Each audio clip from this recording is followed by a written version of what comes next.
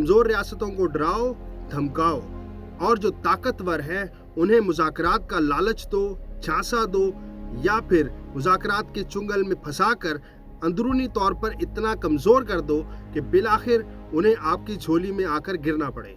ये वो तरीक़ाकार था जो सरदार वल्लभ भाई पटेल ने इस्तेमाल किया और हिंदुस्तान को 565 रियासतें अपने अंदर जम करने में कामयाबी मिली। 1947 में हिंदुस्तान में 3 तर्ज की रियासतें थीं। एक वो जिन पर ताजे बरतानिया बराह रास्त हुकूमत करती थी, दोम नीम खुद मुख्तार देसी रियासतें और तीसरे नंबर पर फ्रांस और पुर्तगाल की कॉलोनीज। आज हम आपको बताएंगे उन 5 रियासतों के बारे में जिन्होंने हिंदुस्तान में जम होने से इनकार किया, मगर हिंदुस्तान ने दहशतगर्दी के जरिए, लालच के जरिए और धौंस और धमकी के जरिए इन 5 रियासतों को खुद में जम कर लिया।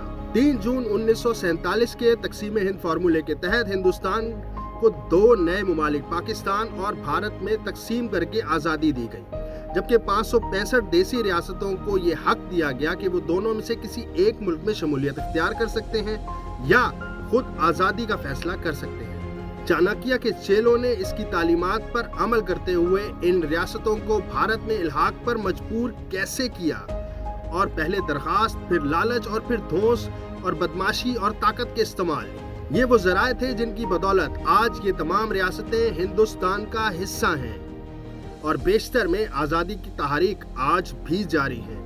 इन आज़ादी की तहरीक पर हम जिक्र इंशाअल्लाह बाद में किसी और वीडियो में करेंगे। अब जिक्र करेंगे उन रियासतों का जो भारतीय साम्राज्य का हिस्सा बनने से इनकारी थीं, मगर सरदार वल्लभ भाई पटेल ने धौंस, धमकी, धांधली और दहशतगर्दी के जरिए इन्हें ज़बरदस्ती भारत में शामिल किया।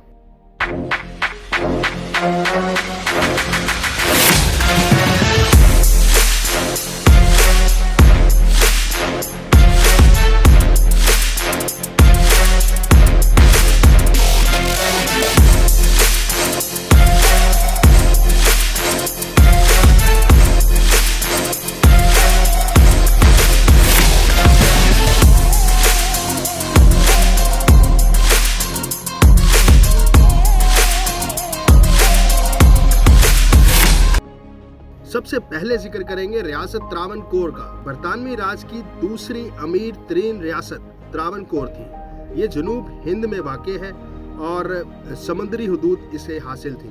यहाँ के राजा थर्नल बिररान वर्मा ने अपनी आवाम के लिए कई अहम सहूलियात मुफ्त फराहम कर रखी थी। यही वजह है कि इन्हें एक मजबूत रियासती बंदोबस्त और समंदर के किनारे वाक़ होने के बायस आज़ाद रहने का फैसला किया और 1946 में त्रावणकोर के वज़ीर आला या दीवान रामास्वामी अय्यर ने आज़ाद त्रावणकोर रियासत के क़याम का ऐलान भी कर दिया।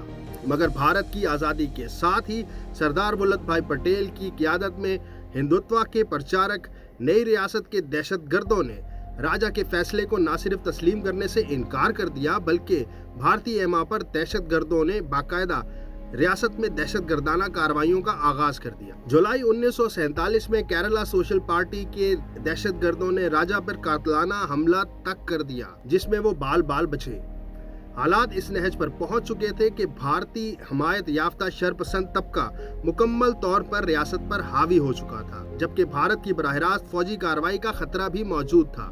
ताजे बरतानिया भी अपने वादे के बरखिलाफ रियासत के फैसले की हिमायत में इमदाद देने से गुरेज़ा था। क्योंकि लॉर्ड माउंटबेटन खुद भारत की रियासत का सरबरा यानी गवर्नर जनरल बन चुका था।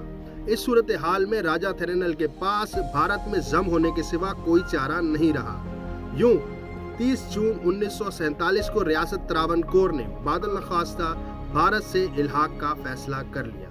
यह रियासत मौजूदा भारत की रियासत केरला कहलाती है। दूसरी रियासत जिसका जिक्र हम करेंगे और ये इस रियासत का केस आज भी अक़वाम मुत्तहिदा के सामने ज़ेर इल्तवा है। ये रियासत है रियासत जूनागढ़, जो भारत के मौजूदा रियासत गुजरात के अंदर शामिल है। नवाब महाबत खान की सरबराही में जूनागढ़ ने पाकिस्तान के साथ इल्हाक का ऐलान किया। पाकिस्तान की जानिब से इल्हाक को तस्लीम किए जाने के बाद 15 अगस्त 1947 को रियासत जूनागढ़ के सरकारी इमारतों पर पाकिस्तान का परचम लहरा दिया गया। यहाँ के दीवान सर शाहनवाज भुट्टो पाकिस्तान के मरहूम वज़ीर आज़म ज़ुल्फ़िकार अली भुट्टो کے والد اور پاکستان کی مرحوم وزیر اعظم بے نظیر بھٹو کے دادا تھے۔ نواب آف جوناگڑھ کا موقف تھا اگرچہ جوناگڑھ کا خشکی کا کوئی راستہ پاکستان سے نہیں ملتا مگر سمندر کے ذریعے یہ تعلق ممکن ہے کیونکہ اس ریاست کا کراچی سے سمندری فاصلہ محض 480 کلومیٹر ہے۔ اس ریاست کے ماتحت 2 ریاستیں تھیں، نمبر 1 منگرول اور نمبر 2 بابری آباد۔ بھارتی حکومت نے ان 2 ریاستوں میں گرو دیال سنگھ نامی شرپسند کے ذریعے دہشت گرد گروہ بھیج کر قبضہ کر لیا، جس پر نواب جوناگڑھ نے ان دونوں ریاستوں کے خلاف فوجی کارروائی شروع کی۔ اس فوجی کارروائی کو بنیاد بنا کر بھارت نے 9 نومبر 1947 کو ریاست جوناگڑھ پر حملہ کر دیا۔ اس دوران ایک جلا وطن گروپ کی عارضی حکومت بھی قائم کر دی گئی جس کی سربراہی سمل داس گاندھی کر رہا تھا۔ یہ سمل داس گاندھی مہاتما گاندھی کا بھتیجا تھا۔ اس ناجائز قبضے کو بعد میں استصواب رائے کے ذریعے قانونی شکل دینے کی کوشش کی گئی۔ 20 فروری 1948 کو جوناگڑھ کو ناجائز طور پر بھارت کا حصہ قرار دے دیا گیا۔ ریاست جوناگڑھ کے 11ویں نواب جہانگیر خان جی کراچی میں مقیم ہیں اور 1985 سے جوناگڑھ پر بھارتی قبضے کے خلاف آواز اٹھا رہے ہیں۔ نواب صاحب نے اپنی آدھی زندگی جوناگڑھ کی آزادی اور پاکستان سے الحاق کی جدوجہد میں گزار دی۔ گزشتہ سال پاکستان کی جانب سے مملکت کا جو سرکاری نقشہ جاری کیا گیا اس میں بھی جوناگڑھ پاکستان کا ایک حصہ دکھایا گیا ہے۔ اگر آپ کو یہ ویڈیو پسند آئی تو ہمارے چینل کو سبسکرائب کریں اور بیل آئیکن کا بٹن دبائیں۔ اگر آپ انڈیا سیریز کی مزید ویڈیوز اور ایسی ہی معلوماتی ویڈیوز دیکھنا چاہتے ہیں تو ہمارے کمنٹ باکس میں اپنی آراء سے آگاہ کیجیے۔